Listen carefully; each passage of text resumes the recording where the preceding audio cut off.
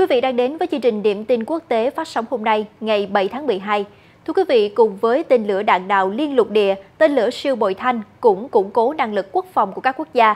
Điều này khiến cho không chỉ Mỹ, Nga, Trung Quốc mà còn Triều Tiên cũng được cho là đã tiến hành thử tên lửa siêu thanh. Các khí tài đáng gờm này cũng gây không ít đe dọa đến các quốc gia khác.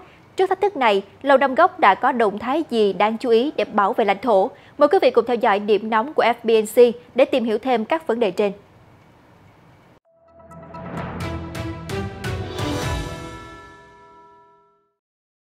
Lầu Năm Góc hôm 6 tháng 12 cho biết Mỹ đã hoàn tất việc xây dựng radar tầm xa thuộc hệ thống phòng thủ tên lửa bảo vệ lãnh thổ Mỹ. Nước này sẽ sớm khởi động giai đoạn thử nghiệm và kích hoạt hệ thống này. Lầu Năm Góc cho biết hệ thống này có thể theo dõi tên lửa đạn đạo xuyên lục địa cũng như các mối đe dọa từ vũ khí siêu bội thanh.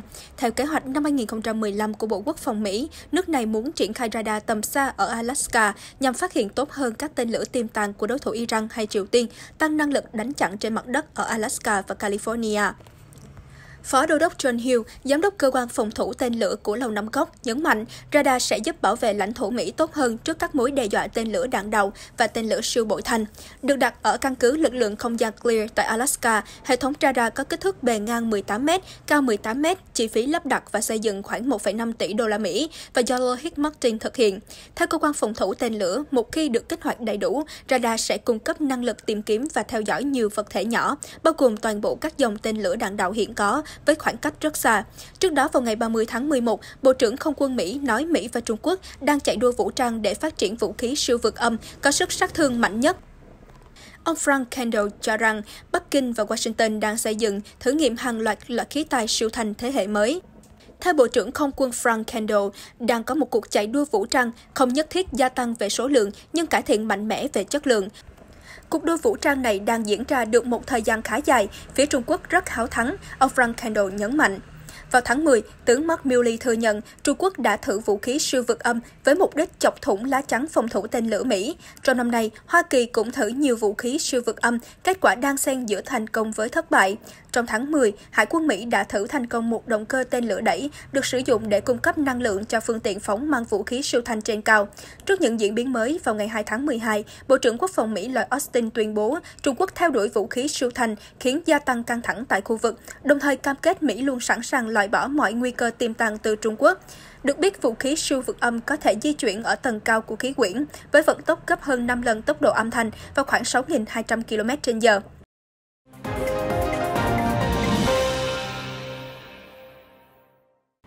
Cảm ơn quý vị đã giữ kênh. Tiếp tục chương trình sẽ là phần điểm tin nhanh về chính trường thế giới trong vòng 24 giờ qua.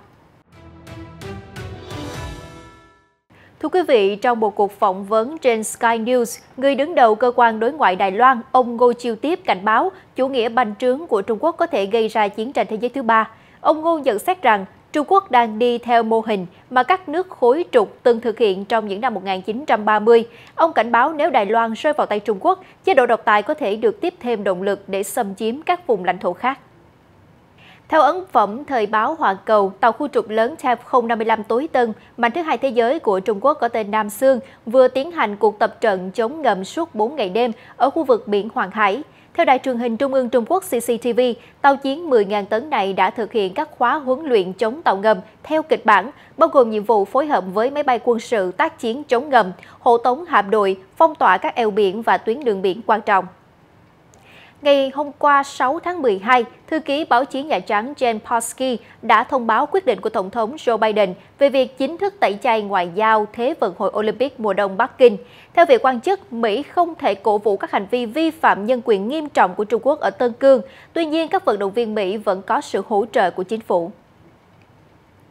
Theo hãng tin KCNA, nhà lãnh đạo Triều Tiên Kim Jong-un cho biết hệ thống giáo dục quân sự của đất nước phải nỗ lực gấp đôi để đào tạo ra những sĩ quan tuyệt đối trung thành với đảng cầm quyền. Ông Kim đã đưa ra phát biểu trên tại hội nghị lần thứ 8 các nhà giáo dục quân sự của quân đội Triều Tiên. Đây là sự kiện mới nhất trong một loạt các sự kiện liên quan đến việc ông Kim đánh dấu 10 năm cầm quyền. Ở một diễn biến khác, Tổng thống Joe Biden và người đồng cấp Vladimir Putin sẽ điện đàm vào tối nay, ngày 7 tháng 12. Trong các vấn đề căng thẳng giữa hai nước, có 5 vấn đề nổi cộm dự kiến sẽ được hai nhà lãnh đạo thảo luận.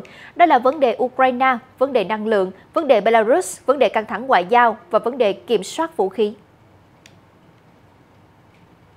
Liên quan đến quan hệ giữa Mỹ, Nga và Ukraine, theo Nhà Trắng, Ngoại trưởng Mỹ Antony Blinken đã nói chuyện trước với Tổng thống Ukraine Volodymyr Zelensky vào thứ Hai ngày 6 tháng 12, trước cuộc gọi của Tổng thống Biden với Tổng thống Putin. Theo đó, ông Biden được cho là sẽ cảnh báo Nga về những hậu quả kinh tế nghiêm trọng nếu Nga tiến hành một cuộc xâm lược Ukraine. Vừa qua, hai vị lãnh đạo của Ấn Độ và Nga đã có một cuộc hội đàm tại Hội nghị Thượng đỉnh thường niên lần thứ 21 diễn ra tại thủ đô New Delhi vào ngày 6 tháng 12. Ấn Độ xác nhận đang tiếp nhận các hệ thống phòng thủ tên lửa S-400 của Nga, bất chấp áp lực từ Washington. Tổng cộng, hai bên đã ký kết 28 thỏa thuận, biên bản ghi nhớ liên chính phủ trong chuyến thăm của ông Putin. Cũng liên quan đến Nga, quân đội nước này ngày 6 tháng 12 thông báo vừa chuyển thêm 30 xe tăng T-72B3M đời mới đến căn cứ ở nước hàng xóm là Tajikistan. Đồng thời, liên quân hai nước cũng tiến hành diễn tập triển khai hệ thống phòng thủ tên lửa, qua đó nhấn mạnh nỗi bất an của Moscow đối với tình hình hỗn loạn ở Afghanistan.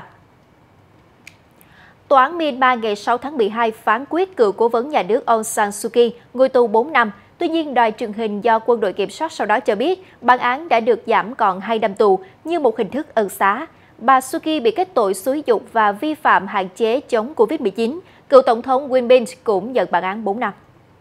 Sau phiên tòa chấn động xét xử bà Aung San Suu Kyi, cộng đồng quốc tế đã phản ứng mạnh mẽ. Các tổ chức quốc tế như Liên Hợp Quốc hay là Liên minh châu Âu đều lên tiếng phê phán phiên tòa giả mạo và xét xử bí mật, đồng thời kêu gọi thả tự do ngay lập tức và vô điều kiện cho tất cả các tù nhân chính trị, cũng như cho tất cả mọi người bị bắt giữ tùy tiện kể từ vụ đảo chính.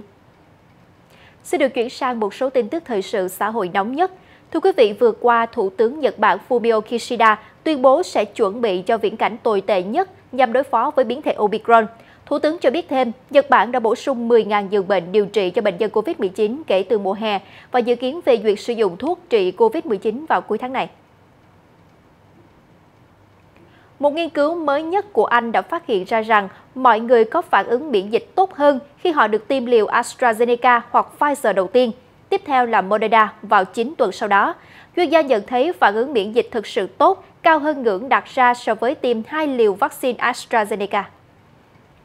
Mới đây, những người tị nạn Rohingya đã kiện Facebook với số tiền là 150 tỷ đô la, cáo buộc mạng xã hội này đã không kiểm soát ngôn từ kích động thù hằn trên nền tảng của mình, làm trầm trọng thêm tình trạng bạo lực đối với nhóm thiểu số dễ bị tổn thương.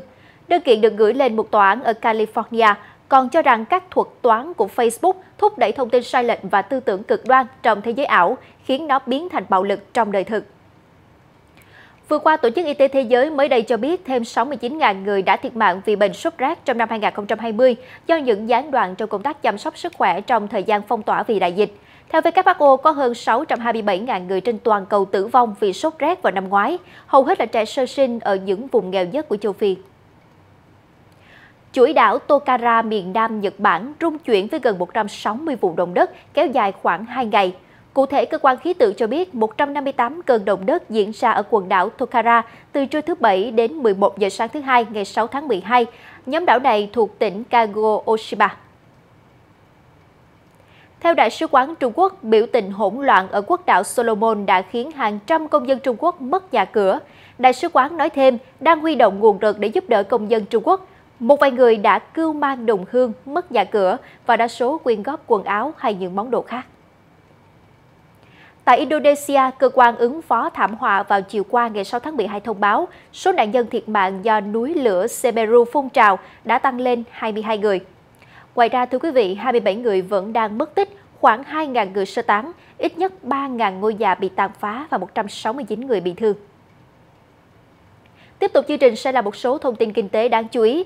Thưa quý vị, Giám đốc Ngân hàng Thế giới ông David Malpass ngày 6 tháng 12 cho biết các chính sách về tài chính tiền tệ trên toàn cầu đang không cân đối một cách nghiêm trọng. Điều này khiến cho khoảng cách giàu nghèo và bất bình đẳng ngày càng gia tăng. Ông dẫn chứng kể từ khi đại dịch xuất hiện đến nay, thế giới đã có thêm 100 triệu người nghèo, bất chấp số tiền các chính phủ bỏ ra ở mức cao kỷ lục. Theo thống kê mới nhất từ đầu năm đến nay, các công ty Thái Lan đã thu về khoảng 10 tỷ đô la từ việc phát hành cổ phiếu lần đầu ra công chúng IPO. Đây là con số cao nhất kể từ năm 2017. Trong số này, lĩnh vực bất động sản với 35 công ty của Thái Lan đã thu về 4,2 tỷ đô la. Bắt đầu từ hôm nay, ngày 7 tháng 12, Google Pay chính thức hoạt động tại thị trường Israel. Tháng trước, Google Pay đã thông báo sớm có mặt ở quốc gia Do Thái này và hướng tới việc muốn trở thành công cụ giao dịch chính trong các ngân hàng, và công ty công nghệ Google Pay muốn đạt được điều này nhờ lợi thế công nghệ có sẵn của mình, cũng như khả năng tích hợp rất nhanh vào các công cụ đang sử dụng hệ điều hành Android do Google phát hành. Tập đoàn xe hơi hàng đầu thế giới Toyota mới thông báo họ đã bắt đầu các quy trình xây dựng một nhà máy pin cho xe điện rất lớn tại bang North Carolina của Mỹ, với số vốn đầu tư lên đến 1,29 tỷ đô la. Đây là một nỗ lực trong việc phát triển xe điện hoặc xe chạy điện và xăng dầu song song. Vừa rồi là phần điểm tin nhanh về tình hình thế giới. Tiếp tục chương trình sẽ là từ khóa đáng chú ý trong ngày. Thưa quý vị, hôm nay ngày 7 tháng 12 là ngày kỷ niệm 80 năm trận Trân Châu Cảng diễn ra, khi không lực hải quân Nhật mở cuộc tấn công chấn động vào căn cứ hải quân Mỹ tại Trân Châu Cảng ở bang Hawaii, mở đầu cho sự can dự của Washington vào Thế chiến thứ hai, và Pearl Harbor Day, ngày kỷ niệm trận Trân Châu Cảng, cũng chính là từ khóa đáng chú ý trong ngày, với hơn 100.000 lượt tìm kiếm. Theo các nhà sử học, cuộc tấn công vào ngày 7 tháng 12 năm 1941 đã làm rung chuyển một quốc gia vốn tập trung vào cuộc chiến ở châu Âu, đến nỗi họ đã không còn để ý đến mối đe dọa từ Nhật Bản. Và chỉ trong vòng 2 giờ từ khi cuộc tấn công nổ ra, gần 20 tàu chiến Mỹ bị chìm hoặc là hư hại, hơn 300 máy bay bị phá hủy và hơn 200.000 quân nhân, dân thường thiệt mạng. Số người bị thương lên đến hơn 1.100 người. Theo Reuters, các lực lượng Nhật Bản tấn công Trân Châu Cảng bằng máy bay phóng ngư lôi, máy bay ném bom và máy bay chiến đấu nhằm tiêu diệt sức mạnh của Hoa Kỳ ở Thái Bình Dương. 6 tháng sau đó, Mỹ phục thù khi khiến Nhật hứng chịu thất bại đau đớn tại trận Midway. Hơn 3 năm sau đó, Thế chiến thứ hai kết thúc sau sự kiện Mỹ thả 2 quả bom hạt nhân xuống các thành phố Hiroshima và Nagasaki của Nhật Bản, khiến hàng trăm nghìn người tử vong. Quý vị đang theo dõi điểm tin quốc tế. Như thường lệ, trước khi kết thúc bản tin hôm nay, hãy cùng chúng tôi thư giãn ít phút với phần giải trí cuối ngày.